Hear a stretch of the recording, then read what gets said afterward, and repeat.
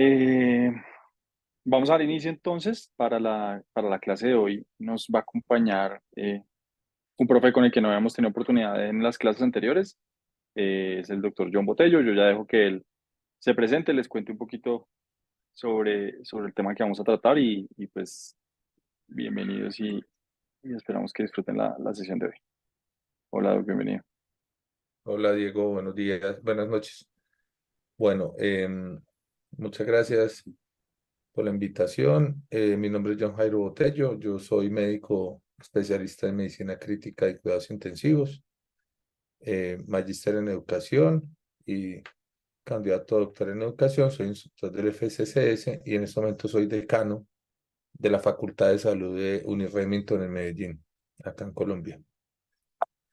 Em, el día de hoy voy a apagar la cámara para que haya mejor, solamente era para que me vieran inicialmente, voy a apagarla para que haya mejor conexión. Estoy un poquito disfónico, pero pues no va a limitar la charla y si hay alguna novedad me cuentan, por favor. Los objetivos de esta charla inicialmente es poder analizar las indicaciones y los métodos de la ventilación con presión positiva no invasiva y describir los tipos de respiración y los modos de ventilación mecánica de esa ventilación mecánica no invasiva. Pero también vamos a definir cuáles son la configuración y la monitorización inicial de esa ventilación mecánica no invasiva. Eso es lo que vamos a hacer en esta primera charla. Muy bien, por favor, ¿quién ayuda a leer el caso? Algunos de los participantes, no le voy a preguntar las respuestas que están, solo es que participen leyendo el caso.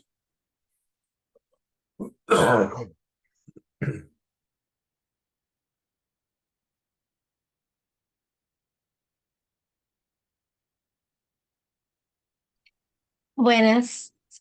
Hola, adelante. Mujer diga, Sí, sí, adelante. mujer de 67 años de edad con exacerbación de enfermedad pulmonar obstructiva crónica. Aumento de la dificultad respiratoria durante 2 días. Frecuencia cardíaca de 122 latidos por minuto. Presión arterial 140/90. Frecuencia respiratoria 32 por minuto. Y temperatura en 37,2. Gases Ok, arteriales con 2 litros por minuto. De oxígeno, de oxígeno, pH 7,49, PCO2 de 29, PO2 de 48. perfecto, muchas gracias. Ahora, para todos, pueden escribirlo por el chat o pueden hablar si quieren. ¿Qué tipo de soporte ventilatorio deberíamos iniciar en esta paciente con estos datos que tenemos?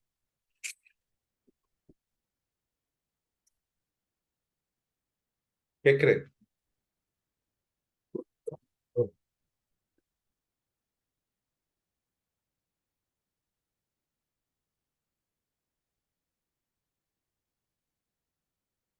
¿Qué tipo de soporte? Tranquilos, arriesguense a tratar de hacerlo porque con eso vamos empezando a quitar mitos o a, o a consolidar las verdades de lo que ustedes están diciendo de las respuestas. Esto no es para acorchar a nadie, es básicamente es para poder entender lo que piensan y ayudarles obviamente a que el concepto les quede muy claro.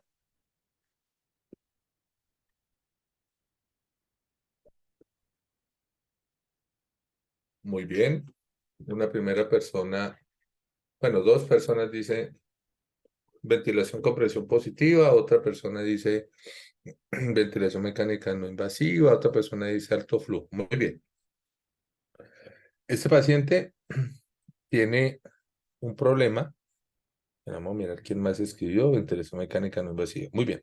Vamos a definir por qué este paciente necesita un soporte ventilatorio. Es claro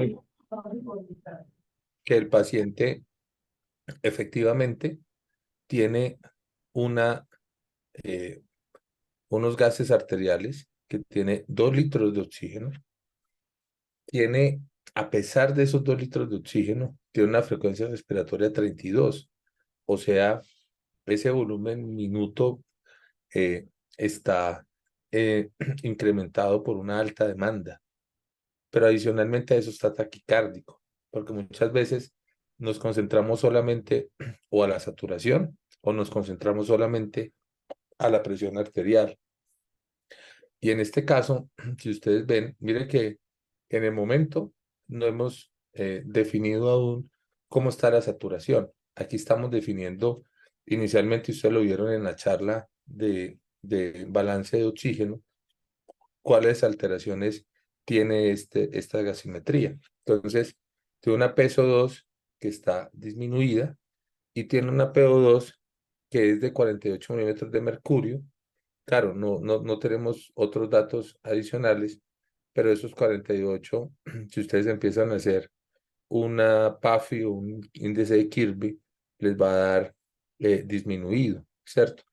Va a estar alterado. Entonces, este paciente necesita un soporte ventilatorio porque ya a pesar de la compensación que está haciendo con la frecuencia cardíaca y con la frecuencia respiratoria, a pesar de eso, sigue todavía eh, con una mala oxigenación. Entonces, es claro, luego de eso, que necesita un soporte. Ahora, ¿vamos a intubar al paciente ya? Probablemente no, por otras condiciones adicionadas a su enfermedad de base, que es un EPOC. Y adicional porque hay otras estrategias para hacerlo, claro. La persona que escribió alto flujo posiblemente pueda irse con un alto flujo. La posibilidad que tenga de éxito no es tan alta como si una ventilación mecánica por una razón. Y es que el alto flujo de oxígeno le está dando oxígeno, perfecto. Pero aquí el problema es una mala mecánica ventilatoria. Y eso es, digamos, la dificultad que tiene este paciente. Entonces necesitamos disminuir el trabajo respiratorio para poder mejorar esa oxigenación. Ese digamos que es como tal. Entonces, las respuestas, opciones que teníamos eran estas: ventilación no invasiva, asistida controlada por presión soporte, o el SIMO, la ventilación obligatoria intermitente sincronizada. De estas 4 opciones, ¿cuál utilizarían ustedes? Ventilación asistida controlada. O sea, usted lo intubaría.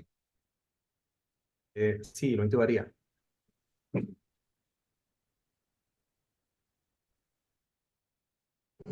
Yo también le intubaría, profe, la B. Bueno, ya les pregunto un poquito más de la intubación. ¿Qué más? ¿Qué dicen los demás? Lo pueden escribir por el chat también.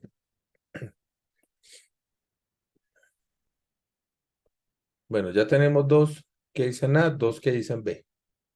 Los del B. Ah, bueno, pero hay otra persona, esa hay otra opción por acá. A. Los que dicen que lo intubarían. ¿Por qué lo intubarían? Si nos pueden, porfa, compartir la razón por la cual la intubarían. Primero porque está ya en una falla oxigenatoria y francamente está cayendo en una falla ventilatoria. Entonces, ya por el contexto se va a agotar, se va a cansar. Primero está haciendo hiperventilación, luego su frecuencia respiratoria al incrementar va a aumentar la fuerza muscular, va a disminuir su capacidad para poder expulsar el CO2, va a retener CO2, se va a quedar dormido, va a hacer narcosis por CO2 y puede fallecer. Bueno, los que dijeron ventilación invasiva, ¿qué piensan?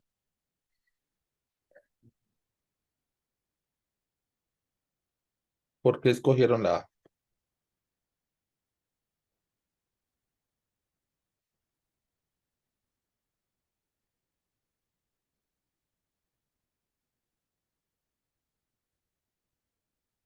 Si quieren lo escriben, si no quieren abrir el micrófono. Bueno, voy a irme un poquito acá. El paciente tiene más o menos unos 180 de PAFI o Kirby.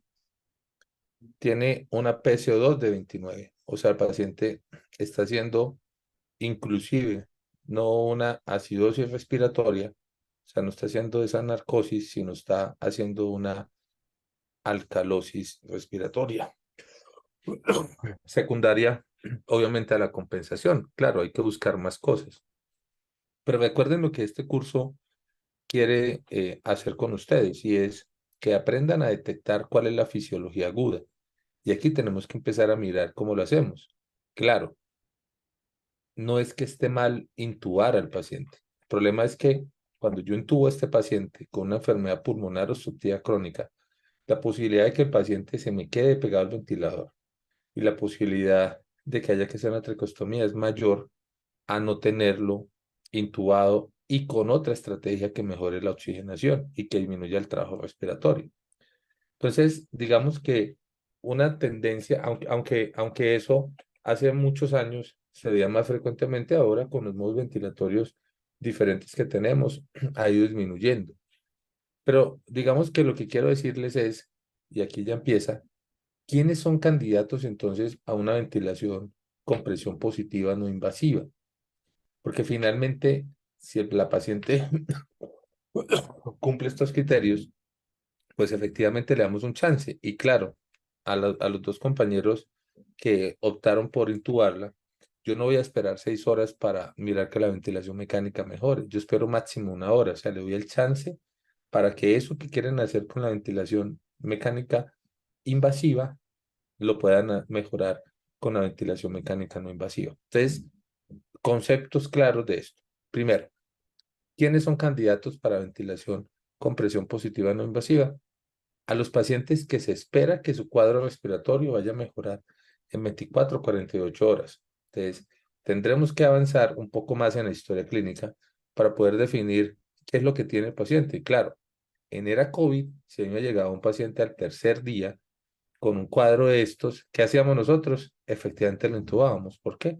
Porque sabíamos que el paciente iba a estar alrededor, independientemente de los aerosoles que generaba la ventilación, pero digamos, uno sabía que si estaba en el tercer, cuarto día, ese paciente iba a durar entre 1 semana a 10 días con ese cuadro adicional. Entonces, ¿qué hacíamos? Los intubábamos.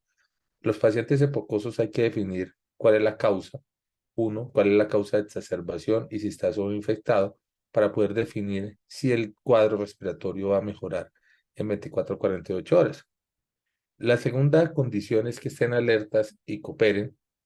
Y no es que estén alertas y cooperen, pero estén sujetados. No, son pacientes que estén alertas, cooperen y que incluso estén tranquilos, que estén hemodinámicamente estables o si tiene algún soporte, que eso haga que el paciente esté estable con ese soporte a unas dosis muy bajas.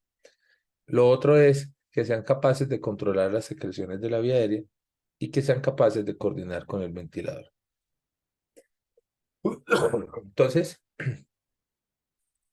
¿cuáles son las ventajas para utilizar ventilación con presión positiva en esta paciente como tal?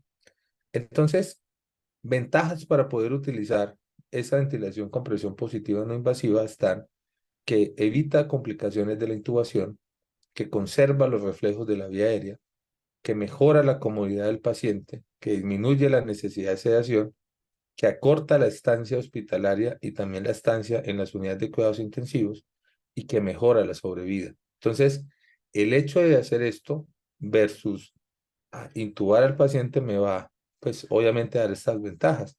Esa es la razón por la cual, en la medida de lo posible, trato de utilizar ventilación no invasiva en los pacientes que requieran. Entonces, lo vamos a ver en el transcurso de esta charla. Entonces, esto era lo que teníamos en el paciente. ¿Cuáles metas de soporte ventilatorio vamos a tener? ¿Cuál es la configuración de esa ventilación con presión positiva no invasiva? Y cómo monitorizamos a esta paciente. Entonces, resulta que yo le doy el chance y ya vamos a mirar cómo lo configuramos. Yo le doy el chance 1 hora, máximo 2 horas. ¿Y cómo debe estar la paciente? No es que, es que la saturación que estaba en 92 mejoró a 93. Y resulta que la frecuencia respiratoria sigue igual. O empeoró la taquicardia o incluso hay hipertensión, porque eso es otra cosa. El paciente que está inestable en este sentido hace una descarga adrenérgica y va a hacer incluso que la presión mejore. Usted dice, uy, la presión antes le mejoró. No, es por la descarga adrenérgica y la compensación. O sea, eso no es bueno. Y resulta que este paciente que tenía un pH que no está tan alterado, incluso después de la ventilación, empeora. Tiene un pH de 7.27, una PSO2 ya de 60, lo que estamos hablando ahora, y una PO2 de 90. Entonces, digamos que ahí tenemos, si a la hora yo veo que el paciente mejora, le continúo la ventilación con presión positiva no invasiva. Si el paciente le damos el chance con unas buenas, digamos, soporte, unos buenos parámetros del soporte ventilatorio, pues obviamente vamos a mejorar. Ahora, perdón, ya vamos para allá. Entonces, ¿cómo vamos a hacer para poder programar los parámetros del ventilador? Ya vamos a mirar más adelante otros parámetros, pero aquí en ventilación no invasiva tenemos que entender dos parámetros. Lo ideal es tener dos tipos de presiones, la presión inspiratoria y la presión expiratoria. Eso lo leen en el libro, lo leyeron en el libro. El IPAP y el EPAP. Entonces, lo importante acá es que haya una diferencia entre el IPAP y el EPAP de al menos 5 puntos. Me explico. El EPAP, o sea, la presión de la vía aérea al final de la expiración debe ser de 5, supongamos. Por lo tanto, la presión inspiratoria debe ser una diferencia de 5, o sea, debe ser de 10. Si yo coloco un EPAP de 5 y un EPAP de 6, estoy obligando al paciente a hacer más esfuerzo respiratorio. Y aquí quiero explicar una cosa para que recuerden la fisiología.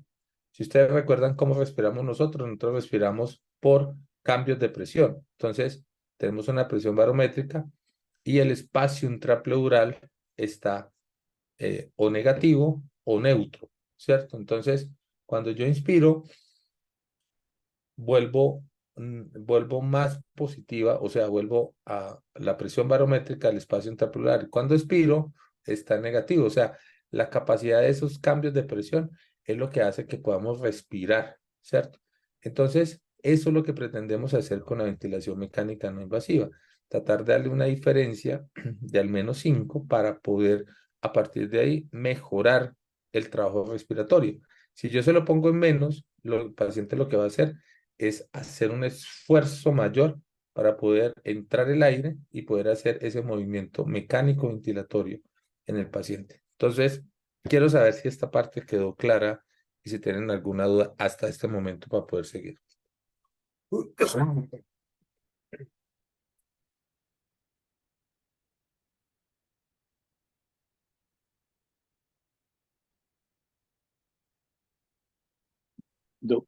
Creo que el doctor Diego Vera, creo que ahorita quería comentar algo, doc, no sé si tiene, que vimos que alzó la mano. ¿Sí? Y, no, pues, profe, que yo iba a comentar que, pues, que pensaba en intubar a la paciente por la dificultad respiratoria que pues, reportaba el caso, ¿no? Que Sí. estaba polimédica y pues sí se sabe que retrasar la intubación aumenta la mortalidad. Entonces, por eso yo pensé en intubarla tempranamente. Sí, lo que pasa es que si usted mira, si usted mira las condiciones clínicas y hemodinámicas del paciente, perfecto, ¿cierto?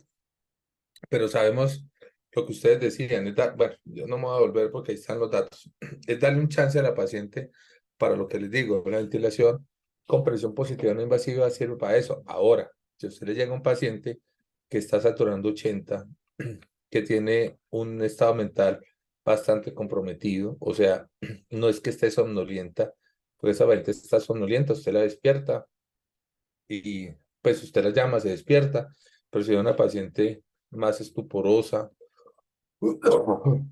con con un déficit mayor en las respuestas, pues efectivamente la puede intubar, ¿cierto? Y sobre todo que el estado hemodinámico esté alterado, pero si se dan cuenta, esta paciente incluso ni siquiera le habíamos podido monitorizar la saturación de oxígeno. Entonces, es para que lo tengan presente, porque si no, para nosotros va a ser más difícil en las UCIs poder estudiar a estos pacientes, ¿sí?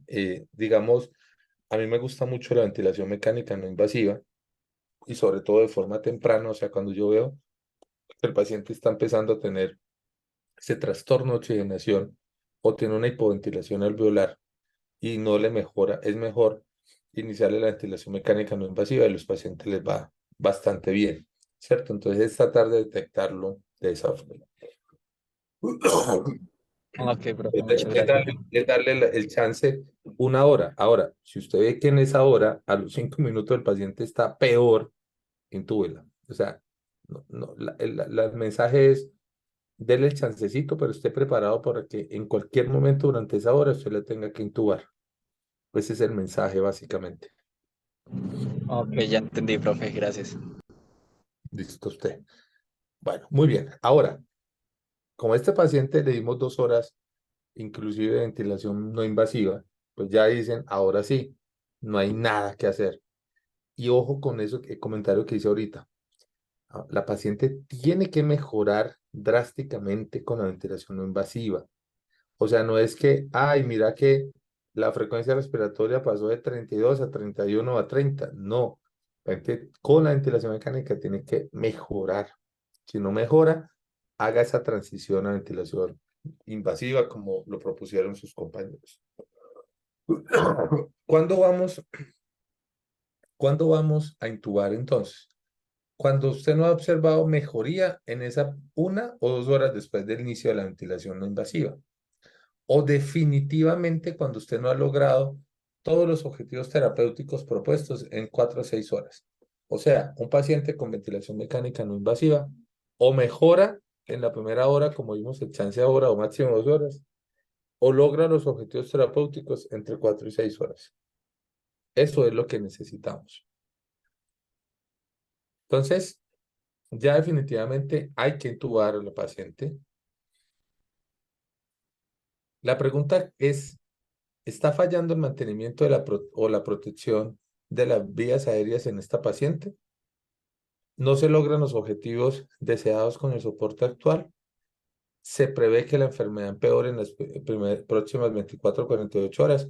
Recuerden que esas eran preguntas que hacíamos para la ventilación mecánica. Entonces, ¿está fallando el mantenimiento o la protección de las vías aéreas? ¿Ustedes qué opinan en esta paciente?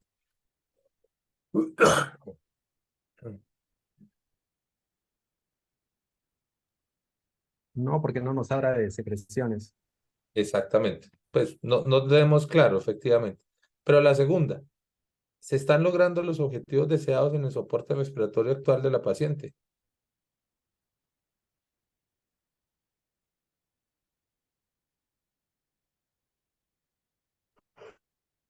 ¿Qué No, opina? porque se puso hipercárnica, ¿no? Exacto. Mire que incluso algunos de sus compañeros decían, no, va a ser narcosis y todo, pero en el momento no tenía nada de eso. Mire que tenía 28 de CO2 y luego pasó a 60. O sea, empeoró inclusive, ¿cierto? Entonces, digamos que la intención de la Sociedad Americana y el curso de FCC es tratar de tener argumentos para poder hacer, pues, el manejo, ¿cierto? Entonces, aquí usted ya dice, venga, este paciente no está logrando los objetivos deseados. Y la otra pregunta es, ¿ustedes creen que en las siguientes 24 o 48 horas la paciente va a mejorar su falla respiratoria?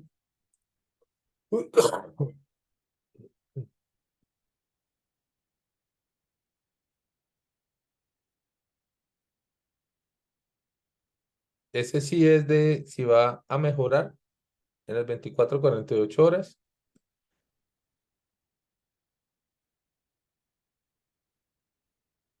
Ah, ok, va a empeorar, exactamente. O sea, si yo le sigo la ventilación mecánica no invasiva, esta paciente no va a mejorar en las siguientes 24 o 48 horas. O sea, ya tenemos dos criterios grandes para poder intubar, aparte de la clínica. Entonces, el mensaje del FCCS es que cuando ustedes vayan a intubar estos pacientes, se pregunten esto que estamos diciendo acá. Eso es, digamos, una consideración importante para todos. Muy bien. La intuban y ahora les pregunto, ¿qué modo ventilatorio vamos a utilizar? qué volumen corriente vamos a utilizar y qué frecuencia ventilatoria vamos a hacer. Pongan los datos si quieren en el chat, porfa. Como les he dicho hasta ahora, la idea es que se arriesguen un poquito para que les quede más claro cuando demos la explicación.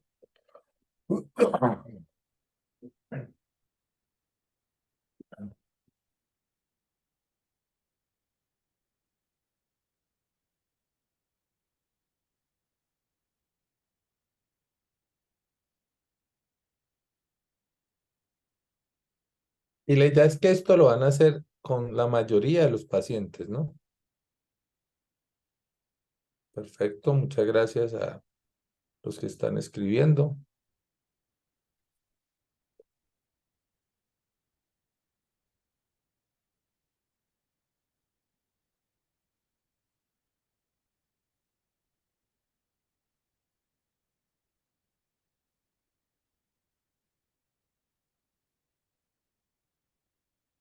¿Quién se anima? ¿Quién se anima más?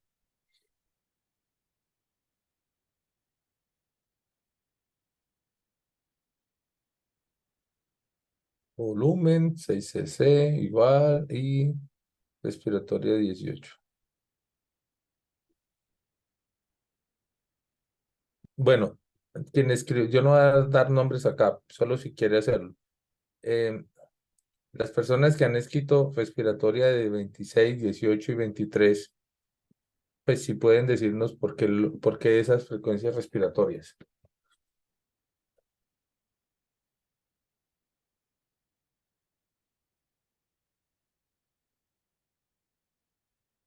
Bueno, se ha notado un incremento de su CO2 y también empieza a presentar trastorno del sensorio. Entonces, lo importante es lograr volúmenes de minutos elevados eh, también, bueno, se logra con una frecuencia respiratoria más elevada para tratar de ir compensando la retención de CO2 que está teniendo el paciente. Pero entonces la pregunta es, y si nos vamos al otro extremo, o sea, porque finalmente el paciente tiene un problema del volumen minuto, o sea, el volumen que está ingresando no le llega a, a ese intercambio, pero si lo intubo, si lo intubo, posiblemente ese volumen va a llegar. Entonces, lo digo es básicamente porque digamos que una de las cosas que ustedes deben iniciar con la ventilación mecánica es unos parámetros mínimos iniciales, ¿cierto?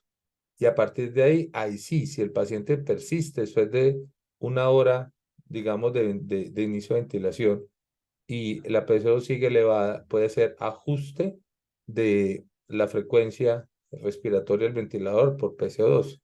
¿Sí? Exactamente eso que están diciendo. Y no al contrario, no de forma inicial.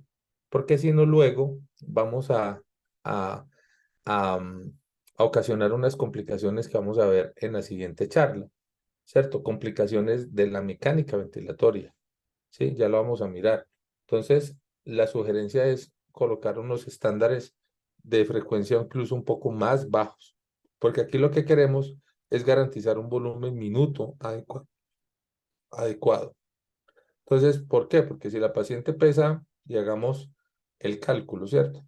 Si la paciente pesa 70 kilos por 6 van 420 y por 23 le estoy poniendo a una paciente 10 litros de volumen ideal. O sea, puedo hacer un volutrauma y eso es, digamos, una de las cosas que hay que ir analizando. Claro, la idea es barrer CO2, pero la idea es barrer CO2 no a expensa de otras complicaciones. Aquí lo más importante es garantizar un volumen minuto adecuado. Un buen minuto adecuado pues también depende del peso, es 6 a 8. 10 en una paciente, digamos que pese alrededor de 70 kilos, inclusive que mida alrededor de unos 70, unos 65, eh, pues puede llevar a esas complicaciones, ¿cierto?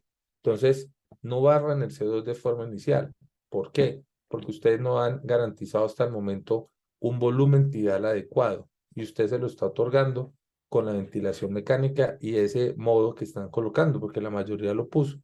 asistido controlado por volumen. O sea, usted está garantizando que el volumen entre. Eso lo vamos a ver en la otra charla. No sé si quede claro esto porque la mayoría puso unas frecuencias respiratorias diferentes para poder avanzar un poco y si no, seguir la discusión y explicarlo un poco mejor. Digamos, yo puse 18 porque pues era como lo más cercano a los parámetros fisiológicos Ujú. y aunque estaba un poquitico elevada la frecuencia respiratoria, pero pues inicialmente lo más cercano a los parámetros fisiológicos o protectores, pues es lo que pues Sí. considero pues lo apropiado. Además, pues quería aportar, profe, de pronto no sé si, o sea, pensaría yo que una ventilación pues con presión, controlada por presión, pues tampoco estaría tan descabellado teniendo en cuenta que es un enfoque exacerbado y probablemente las presiones las encuentre elevadas de entrada. Bueno, efectivamente ustedes pueden utilizar el modo ventilatorio que mejor utilicen. A mí no me gusta la ventilación mecánica por presión porque recuerde que, y lo vamos a ver ahora, creo que en la siguiente charla, o en esta, creo que es en esta, que el asistido controlado por presión, eh, usted garantiza que cuando el paciente tiene una presión X, ¿cierto? En ese momento para el flujo. Entonces, si usted está esperando 420 cc para poder garantizar ese volumen tidal, si usted le pone por presión y el paciente por diferentes cosas, secreciones, mordió el tubo, está haciendo una cantidad de cosas, tiene unas presiones de vía aérea elevadas y llega hasta 240 cc, no está garantizando el volumen tidal, ¿cierto? De forma inicial, yo creo que el asistido controlado está bien, porque usted está garantizando precisamente ese volumen fijo y por minuto, y está garantizando ese volumen minuto que hablaban en la charla de balance de oxígeno, ¿cierto? Que después de eso, por las diferentes estrategias, el paciente persiste, listo, está bien, cambien. Pero aquí puede tener algunas complicaciones y miren lo que habíamos hecho el análisis hasta ahora, y es que el paciente tiene un volumen minuto disminuido. Entonces yo tengo que mejorar de ese volumen minuto, ¿sí? Y con la presión, claro que lo puedo lograr, pero si el paciente tiene presiones altas, no me va a garantizar ese volumen minuto que necesito. No sé si esa parte quede clara. Igual ahorita más adelante lo muestro en una gráfica. Sí, queda claro, profe. Perfecto. Entonces, tenemos varias. Aquí le tengo que decir que la ventilación obligatoria intermitente sincronizada es un modo que no utilizamos permanentemente en muchas partes, a pesar de que eh, la Sociedad Americana lo sigue colocando en sus cursos, pero simplemente para que lo tengan presente.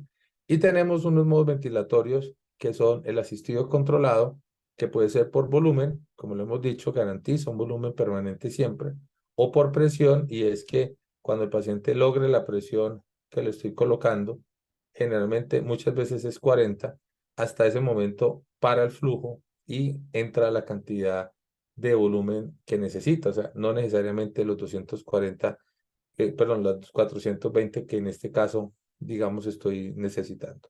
Y la otra es la presión de soporte. Entonces, lo vamos a ver ahora, como dice en la nota, el CPAP o la presión positiva continua de la vía aérea no es un modo ventilatorio.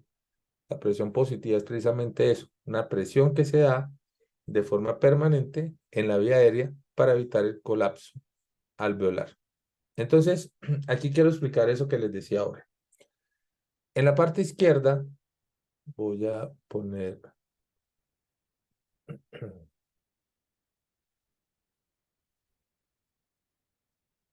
en esta parte,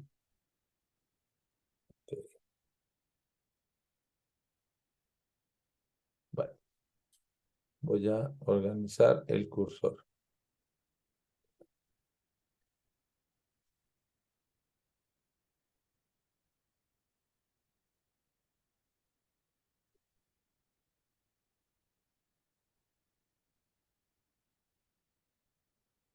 Bueno, voy a Voy a explicarlo acá. En esta parte de la izquierda tenemos una presión, que es esta línea que vemos vertical, y tenemos un tiempo que es la línea horizontal, donde dice respiración espontánea. ¿Qué hacemos nosotros? La presión es cero, era lo que hablábamos ahora, pero el paciente cuando inspira hace una presión negativa, mire lo que les decía ahorita, y luego expira y hace una presión positiva. Cuando ya está al final de la expiración, vuelve otra vez a igualarse y cuando hago la inspiración de nuevo, miren como ven acá, hace una disminución nuevamente de la presión, o sea, se vuelve negativa. Mire que aquí esta línea horizontal es cero y mire que cada vez que hacen la inspiración hay una presión negativa y así sucesivamente. Eso es lo como nosotros respiramos. Ahora, ¿qué hace la presión continua en la vía aérea? Lo que hace es darle un sostén o un soporte permanente. En este caso es de 5 centímetros de agua, perdón, 5 milímetros de mercurio. Y a partir de acá, el paciente tiene el mismo mecanismo. Inspira, expira, inspira o expira, ¿cierto? Pero tiene siempre una presión permanente. O sea, es la misma de la izquierda, solo que en la izquierda la respiración es espontánea y hay una eh, presión negativa y luego una presión positiva. En cambio, en la derecha tengo siempre una presión continua y hace el mismo proceso de inspiración, expiración, pero con una base, digamos, de una presión en la vía aérea continua. ¿Queda claro esto?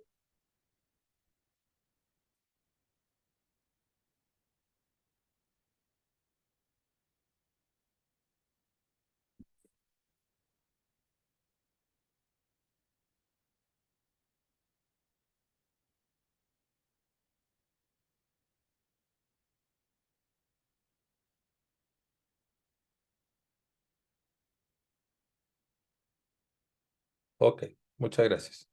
Ahora, vamos a mirar otros modos ventilatorios. Aquí voy a poner el SMB sin soporte, simplemente, como les digo, para entender esto que estamos diciendo y cómo el asistido controlado también, perdón, el asistido controlado también lo vamos a analizar. Tenemos igual una presión, que es la que está vertical en la parte de arriba, y el tiempo. Mire que el paciente que tiene una presión continua está en 5 centímetros de agua. 5 centímetros de agua, y a partir de acá, mire que en la primera imagen que ven en la parte de arriba hay una inspiración y una expiración, pero que la hace el ventilador. Me voy a habilitar. No sé por qué no me deja.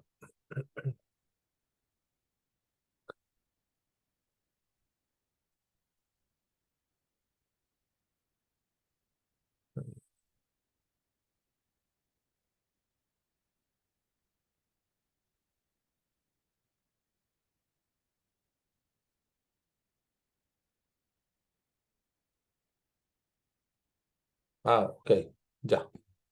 Yo sí decía que no la veía. Ok, están viendo el mouse, ¿cierto? Sí, profe.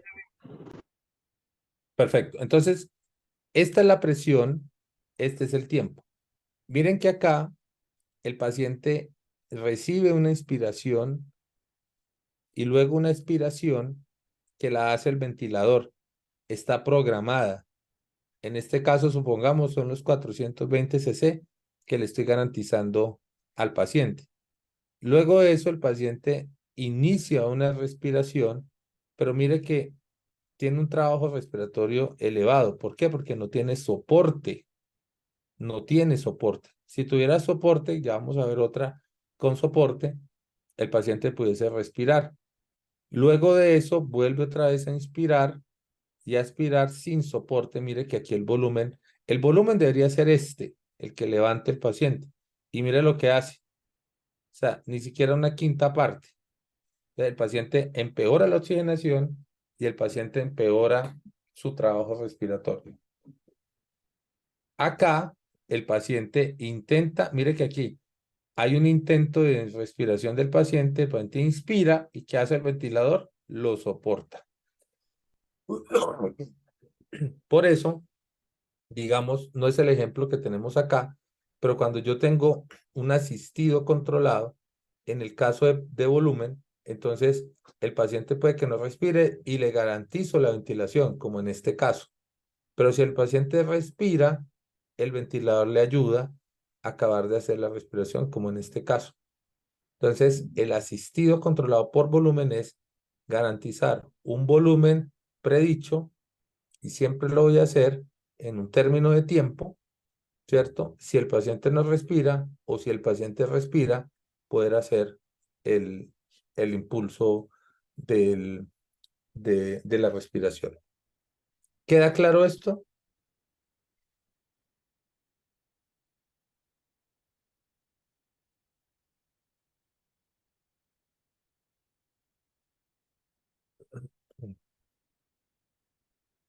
Ok, perfecto. Ahora, ¿qué pasa cuando le pongo presión de soporte? Cuando le pongo presión de soporte, mire que aquí el paciente respira, pero mire que aquí hay un soporte, incluso aquí empieza el soporte, aquí está el soporte de nuevo, el paciente respira ayudado por la máquina, por el ventilador. Luego, el paciente inicia una inspiración y ¿qué hace la máquina, el ventilador? Perdón. ¿Qué hace la máquina, el ventilador? Le da el soporte para que haga esa respiración. Y luego acá igual, mire, hace la inspiración y vuelve a hacer otra vez el soporte. Y aquí le estoy dando la ventilación el ventilador está dando la ventilación. Entonces, cuando yo tengo un modo de soporte, ¿cierto? En el caso del no invasivo, lo que cambia, ¿qué es? ¿Es el tubo o es la máscara? Porque yo lo que espero con ese paciente con ventilación no invasiva es que el paciente me haga esta inspiración lenta y a su vez haga esos cambios dentro del espacio intrapleural y a su vez el paciente con el soporte haga la respiración. Entonces, esto me va a disminuir el trabajo respiratorio. Quiero saber si esto queda claro porque esto es fundamental para esos conceptos de lo que les preguntaba al inicio. Profesor, una consulta, algo que me quedó un poco no claro. Es en el modo, en la curva superior de SIM, la última curva se Esta. cicla, sí, esa se cicla por el tiempo y por la frecuencia respiratoria que coincide justo con la inspiración del paciente, ¿no? Sí, O sea, entonces, por eso se da esa curva. claro, pero aquí pudiese pasar algo, dependiendo de los parámetros que le ponga el ventilador y el modo. Yo puedo programar y también dependiendo de la sensibilidad y demás, yo puedo hacer que el paciente con una inspiración, como digamos, bueno, en este caso no tiene soporte, pero si tuviera soporte, haga la ventilación. Pero en el caso, como usted muy bien lo está diciendo, en este caso que no tiene soporte, efectivamente el paciente inspiró. ¿Qué iba a pasar? Esto era lo que iba a pasar, lo que está acá. Pero inmediatamente coincidió con la respiración del ventilador. No es que acá esté dando una respiración efectiva como tal, porque no tiene soporte. Muchas gracias, ya me quedó claro. Perfecto. Bueno, muy bien. ¿Algún otro comentario de esto? Entonces, cuando les decía yo al principio o cuando les preguntábamos unas diapositivas atrás con respecto al asistido controlado y demás, esto es lo que pretendemos, ¿cierto? Pretendemos que haya un volumen siempre predicho, que puede ser o por estímulo del paciente y el ventilador se lo termina, o, o que el ventilador haga su trabajo completo si el paciente está muy dormido. Esa es la esencia de todo. Entonces, modos ventilatorios hay muchos. ¿Deben aprenderse uno? Sí. El compañero que dijo presión, perfecto, hágalo. Tenga en cuenta lo que le dije, eso sí. O sea, tenga en cuenta cuando esté analizando las curvas del ventilador, que sí se le esté garantizando el volumen que usted necesita, el volumen minuto, ¿cierto? Eso es lo único que hay que hacer. Pero lo importante, y el FCC se lo dice, utilicen el modo ventilatorio con el que mejor se puedan sentir. Muy bien, entonces, esto ya lo hemos ido mirando. Ahora, ¿cuál volumen tidal utilizarían o el volumen corriente inicial óptimo en este paciente? A, 2 a 4, B, 6 a 8, C, 8 a 10 o D, 2 a 14.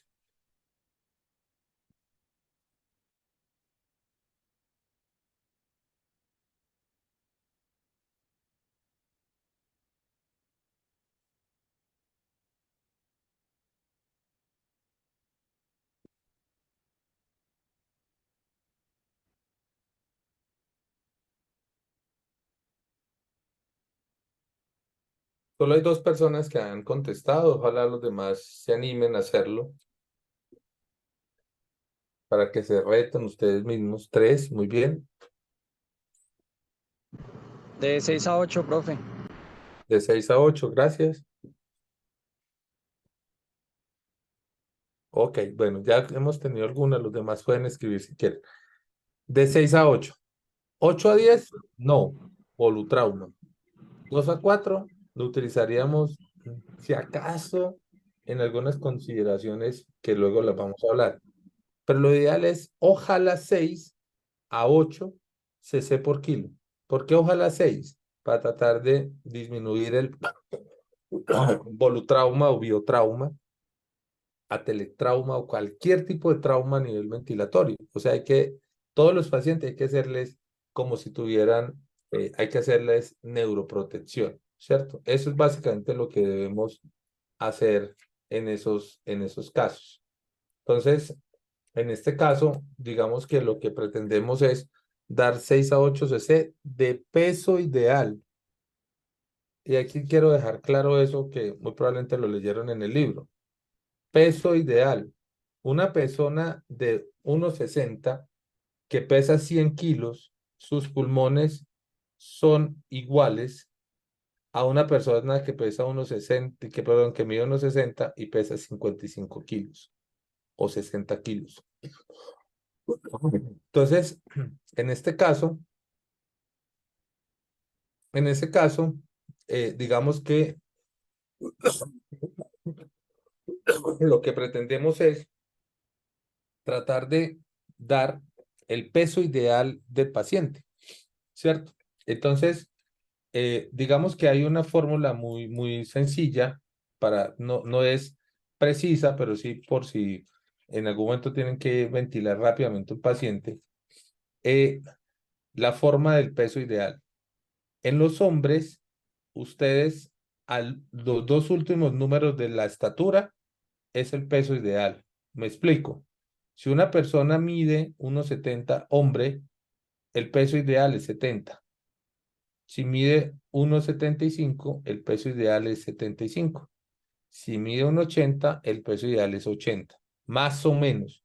Pero ese es el cálculo rápido. Mientras más tarde le hacen los cálculos, saca la calculadora y demás. Y en las mujeres es lo mismo, pero le resta 5. Entonces, si una mujer mide 1,70, serían 70 menos 5, el peso ideal es 65. Y así sucesivamente. ¿Queda claro esa parte?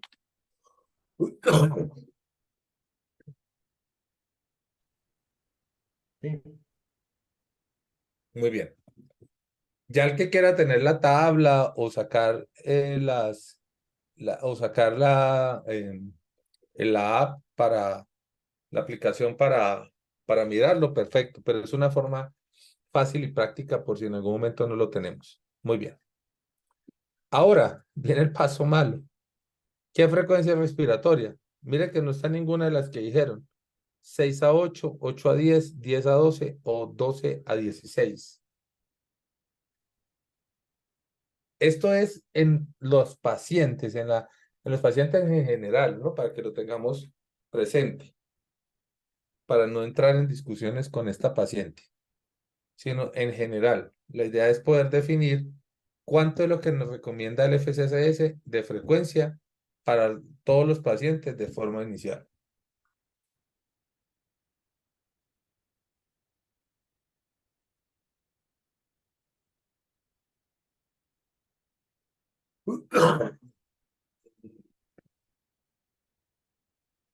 Muy bien, la mayoría ha hecho C. Entonces, de 10 a 12 respiraciones por minuto, efectivamente. ¿Y qué hago luego de eso? Le tomo unos gases. ¿Para qué? Si la PCO2 se eleva o sigue elevada, pues yo le aumento la frecuencia respiratoria y sí le hago el cálculo, ¿cierto? Entonces, eso es importante tenerlo. Pero de forma inicial vamos a utilizar de 10 a 12. ¿Qué FIO2 le iniciamos entonces? ¿40, 60, 80 o 100%? De forma inicial.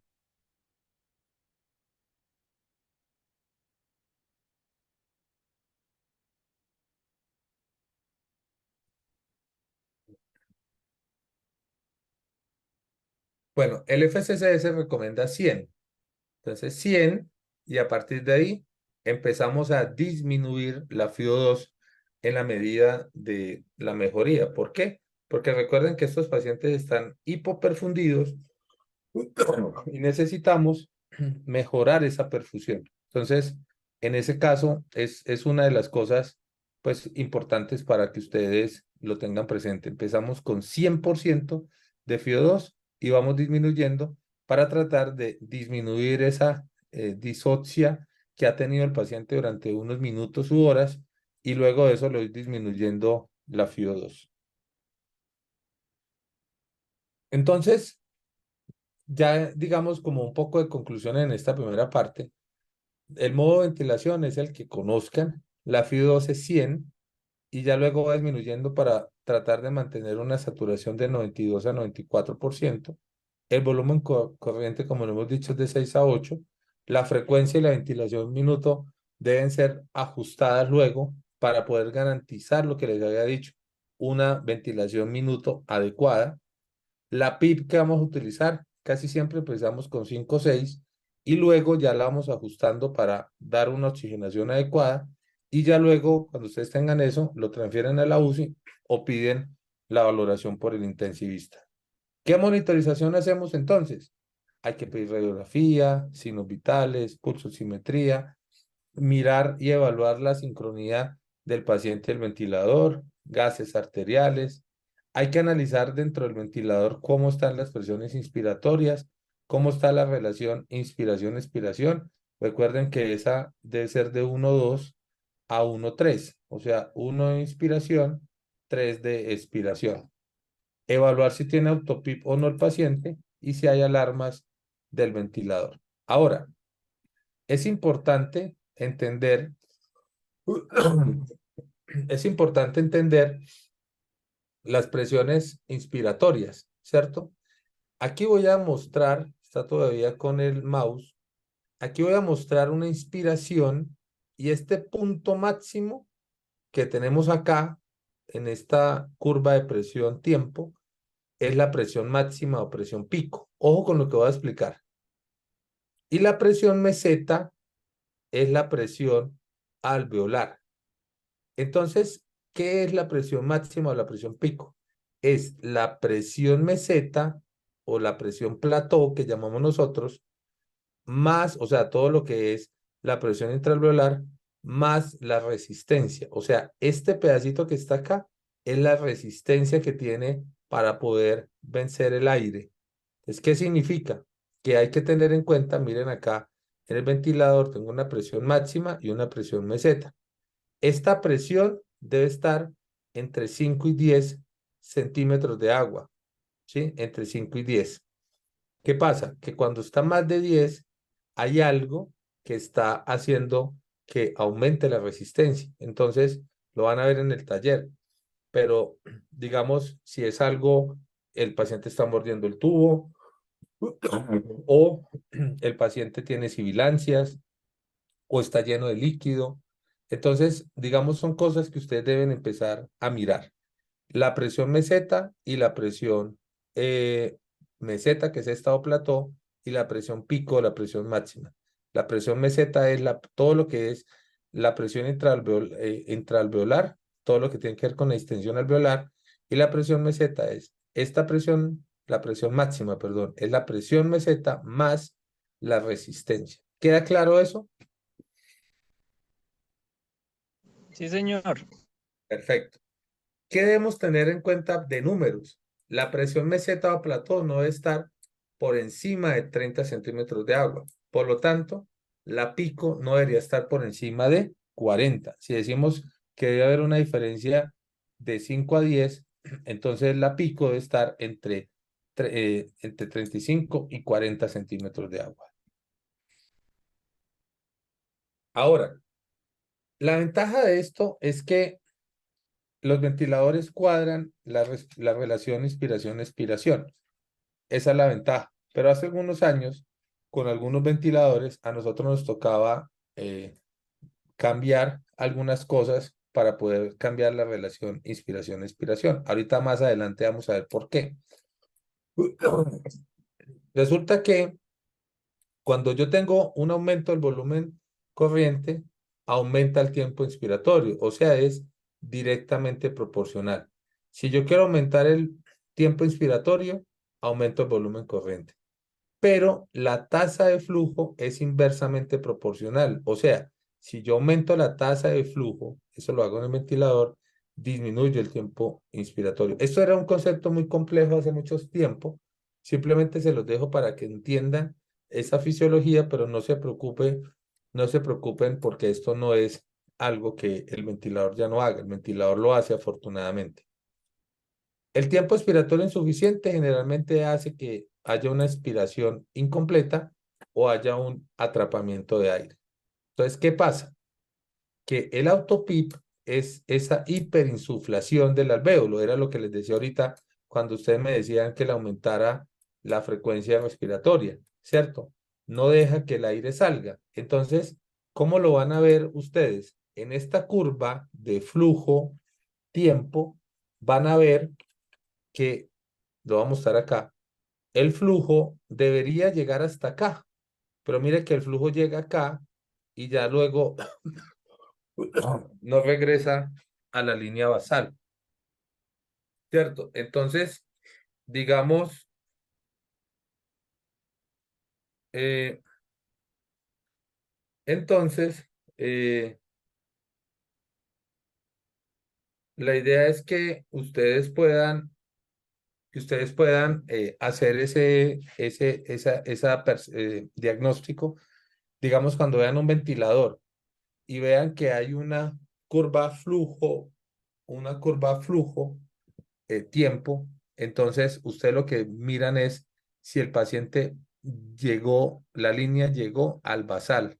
Si esta línea llega y hace esto que estoy mostrando acá con el cursor, perfecto, no hay problema. Pero si el paciente hace esto y hay una diferencia acá y no llega a la basal, ustedes inmediatamente deben diagnosticar autopip, o sea, hiperinsuflación del alvéolo. Y ya vamos a mirar qué hacemos con eso. Eso es importante. Lo pueden hacer con medición, solo observando. Obviamente el terapeuta o la terapeuta va a hacer las mediciones o el mismo aparato o el mismo ventilador lo va a hacer. ¿Qué pasa con el autopip y por qué es malo? Resulta que el autopip aumenta las presiones inspiratorias. Por lo tanto, hace hipotensión y hace deterioro de la oxigenación. Entonces, cuando yo tengo un paciente desaturado e hipotenso y está ventilado, debo descartar autopip. Ojo, porque una de las cosas que es frecuente, ustedes a la paciente la intubaron, le pusieron el ventilador y está ventilada y al ratico le dicen, doctor, 80-40 y satura 80% y dice, póngale en hora, aumente la FIO2, cédela, relájela. No le va a mejorar con eso, porque el paciente tiene una hiperinsuflación, está haciendo que colapse el capilar y no está haciendo que haya un retorno, por lo tanto, pues por aumento de esas presiones inspiratorias y la presión intratorácica, y el paciente va a morirse. Entonces, si ustedes ven un paciente hipotenso y desaturado, van a pensar y a descartar autopip. Si usted no es capaz de medir en el ventilador, no es capaz de medir en el ventilador el autopip, pase la curva a flujo para que se dé cuenta cuál es el flujo y si la línea basal está llegando, pues si la línea del flujo está llegando al basal. ¿Qué hacemos entonces con autopip? Bajamos la frecuencia respiratoria, bajamos el volumen corriente y aumentamos el flujo de gases. Entonces, por eso cuando ustedes decían 23, 26, yo les decía que idealmente empezaran con una frecuencia respiratoria baja. Es por esto, porque si yo tengo una frecuencia respiratoria elevada, no voy a dejar que el aire salga, ¿cierto? Y entonces empeoro la condición del paciente. O sea, en vez de mejorar la oxigenación con esa frecuencia respiratoria y para darle CO2 y demás, lo que voy a hacer es una hiperinsuflación y hacer que haya una autopía. ¿Queda claro eso que he explicado hasta ahora?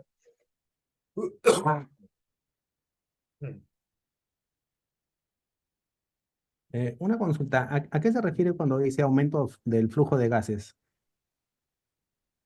Claro, es el tiempo en el que el flujo que usted está dando de todos los gases medicinales, el oxígeno y demás, y el aire medicinal, entra. O sea, es en litros en este caso, ¿cierto? Usted puede tener 3, 5, 10, 30, 50, 70 litros por minuto, por ejemplo, ¿cierto? Entonces, es dependiendo de la cantidad de gases que va a entrar allá. Como les decía, antes nos tocaba aumentar la tasa de flujo de gases, o sea, el tiempo de entrada de esos gases a la vía respiratoria, pero en estos momentos el mismo ventilador hace cuando usted le programa la relación IE. Casi todos o todos tienen, usted le dice relación IE, un ejemplo, está en 1, 2, entonces usted la va a mejorar, usted la va a mejorar y la relación inmediatamente le cambia el flujo de gases. Pero es a eso, es la cantidad de flujo que entra en un determinado tiempo. Aire medicinal y oxígeno. Doctor, buenas. Una consulta. Adelante. Lo que pasa es que a veces cuando uno ve el ventilador, si son por modos presión o por modo volumen, hay parámetros diferentes, ¿no? Por ejemplo, cuando sale el modo presión, sale más que todo el tiempo inspiratorio, ¿no? Lo cual te va a dar Ajá. ya el IE. Pero, por ejemplo, cuando es por volumen, me parece que sí se puede ver por flujos. Justo cuando se refiere a mover el flujo, se refiere a ese flujo que yo a veces veo que está en el modo asistido controlado por volumen, por ejemplo, porque hay un botón que dice flujo, ¿no? Que puede ser de Sí. 60, 80, que es casi lo mismo que ¿Qué representaría el ventilador es? Drager. Ok. Bueno, los ventiladores nuevos, generalmente usted programa todo desde la relación IE, ¿cierto? Pero en ese otro caso, y básicamente era lo que les mostraba acá, mire que si yo quiero, como usted lo decía, aumentar el tiempo inspiratorio, ¿sí? Usted aumenta el volumen corriente, pero si lo quiere disminuirlo, aumenta la tasa, porque si usted aumenta la tasa, ese volumen y esos gases que usted está ya colocando, en el caso del volumen asistido controlado por volumen, que usted ya está garantizando que entre, van a entrar en menor tiempo. ¿Me hago entender? Por eso el tiempo inspiratorio disminuye al aumentar la tasa.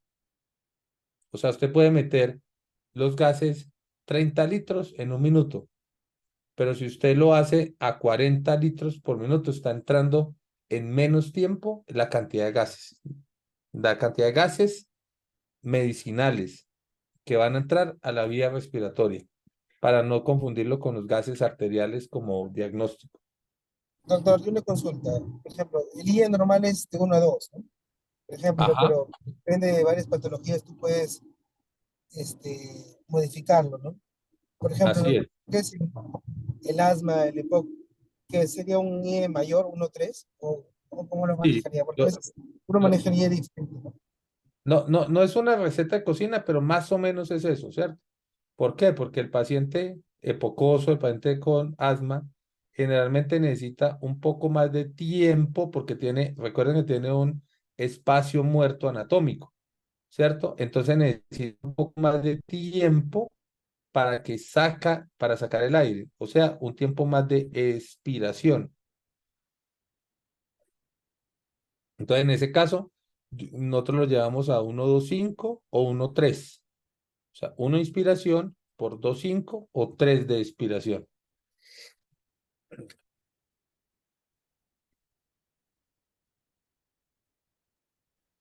Ah, gracias. Listo. Queda claro entonces esto, ¿cierto?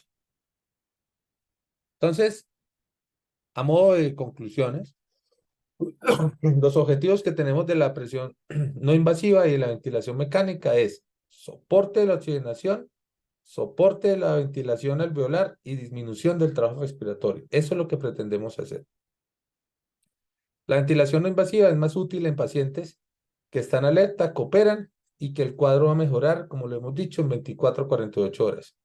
Hay que tener en cuenta las ventajas y desventajas de cada uno de los modos ventilatorios, como les dije ahora, para poder saber qué modo ventilatorio utilizo. Y utilizar unas guías de ventilación que sean las de inicio, así como la FCSS se los está diciendo, una guía general acerca de la ventilación mecánica y el ajuste que puede hacer con esa monitorización.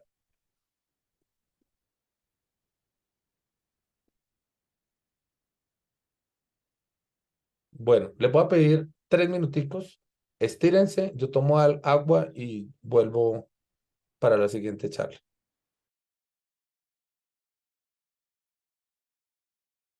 Vale, entonces.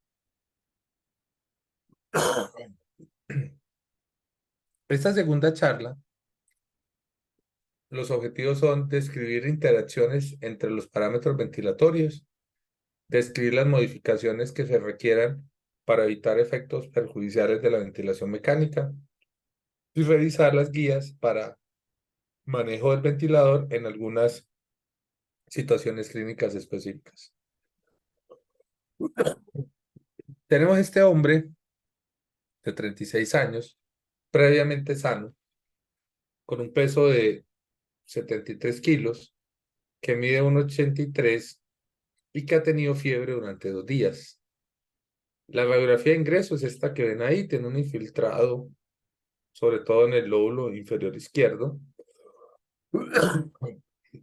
Y la saturación está entre 83 y 89 con cánula de alto flujo a 10 litros por minuto.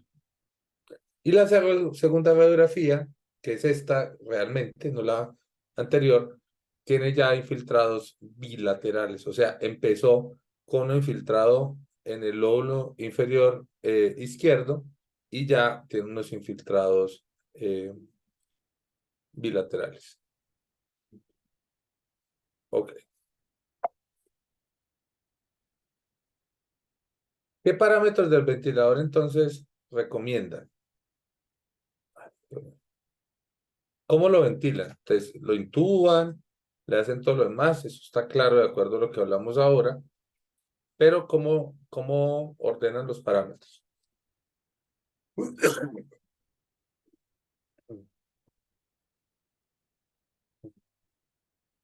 ¿Tiene AGA? Sí, adelante. Digo, ¿tiene AGA, doctor? Gases, ¿Cómo? ¿Cómo? gases arteriales para ver el CO2. Pero en el momento, o sea, listo, lo tiene que intubar ya. Lo intubaron ya y le dicen, doctor, deme los parámetros mientras le tomamos gases. ¿Qué parámetro le va a utilizar? Bueno, si es un problema respiratorio, ahí emplearía más un activo controlado por volumen. Iría con un volumen viral, podría irme con 7, sería 7 por, ¿cuánto mide? 1,83, ¿no?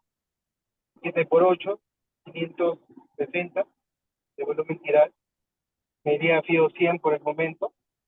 Como no tengo ningún parámetro, podía ir con una FR de 20 con guía de 1 a 2.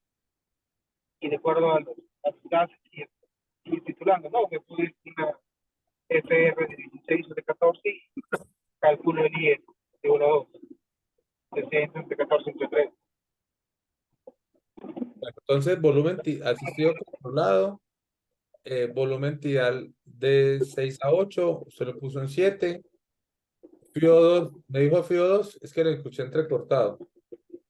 100, me voy con 100 y luego titulo. Bien, muy bien. Y luego voy disminuyendo. Relación IE 1, 2, dijo. Y ya, ¿cierto? Claro. Perfecto. Muy bien. Entonces, esos son los parámetros iniciales. Claro, ya luego le tomo gases, le hago todo lo que vimos ahora antes. Le tomo mecánica, cómo está la compliance, cómo están las resistencias, cada cosa de estas. Esto es algo que vieron ustedes en la charla de oxigenación. ¿Cuáles son los determinantes de la oxigenación? Recuerden que la oxigenación se afecta por dos cosas grandes, la FiO2 y la presión media de la vía aérea, que tiene unas características específicas. Y la ventilación, que es ese intercambio de CO2, se afecta por la ventilación minuto, o sea, la frecuencia respiratoria por el volumen corriente. Cuando hablamos de presión de la media de la vía aérea, ¿cierto? Son estos que decimos ahora. FiO2, perfecto, ya lo sabemos. Es lo primero que hacemos cuando llegan los pacientes, por eso les ponemos FiO2 del 100%. Pero la presión media de la vía aérea hay que intervenirla. ¿Cómo? Con volumen corriente, con relación IE, con PIP, con la tasa de flujo inspiratorio, que fue lo que vimos ahora, lo que les expliqué ahora, y si tiene autopip o descartar que tenga autopip el paciente. Entonces, en este caso, digamos que es algo importante para poder avanzar. ¿Cómo intervengo la presión de la vía aérea, media de la vía aérea, con estos factores que estamos hablando en el momento? Entonces, le pusieron al paciente un volumen asistido controlado, una FiO2 del 100%, un volumen corriente de 440, una frecuencia respiratoria de 18 y una PIP de 5 centímetros de agua. ¿Qué parámetros vamos a medir? Entonces, lo habíamos hablado ahora, pero entonces estos son los resultados. Pulsosimetría tiene 83%. Gases, pH de 7.38 con una P2 de 45 y una PCO2 de 36. La presión meseta, recuerden lo que hablamos ahora, es de 52, perdón, la pico máxima es de 52 y la meseta es de 48. Tiene 0 de autopip y tiene una frecuencia de 18. Pregunto, ¿cómo está esa presión meseta o pico y cómo está esa presión máxima o pico o esa presión meseta o plató? ¿Cómo están? ¿Normales, Elevadas. bajas, altas, Están elevadas. elevadas? ¿Qué dicen los demás? ¿Cuánto debe estar la presión meseta? La meseta, pues de 30 o 27 dicen algunos estudios y la Eso. pico, pues menor a 40, ¿no? Para el FSCS, lo que hemos visto hasta ahora, no puede estar por encima de 30. Eso es lo más importante, ¿cierto? Entonces, y tiene 48. Y la pico, o la presión máxima, está en 52. Muy bien. Pero la driving pressure estaría bien, ¿no? Porque son de 4.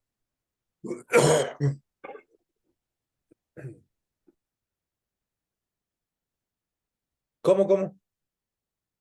La DP lo sacarías de la máxima No, menos la meseta, ¿sí? pero recuerde que el driving es la plató menos la PIP. Está muy elevada.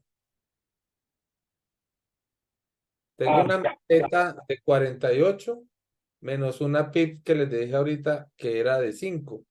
O sea, el paciente tiene 43 de driving. Y la distensibilidad, doctor, ¿Cómo? La distensibilidad, ¿cómo sería?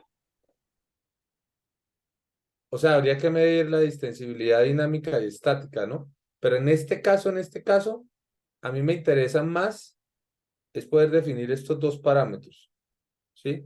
La elastancia o distensibilidad, generalmente la utilizo para otro tipo de cosas, pero pues, obviamente para monitorizar la evolución, pero ahorita necesito es, primero tengo una saturación baja, segundo, tengo una pico y una meseta muy elevada y tengo que hacer algo. O sea, el paciente no está oxigenando bien, ¿sí? El hecho de que el paciente tenga una extensibilidad disminuida, en el momento no me va a definir, no lo voy a mejorar y no me va a definir en el momento, pues, el pronóstico si no mejoro ni le salvo la vida a este paciente.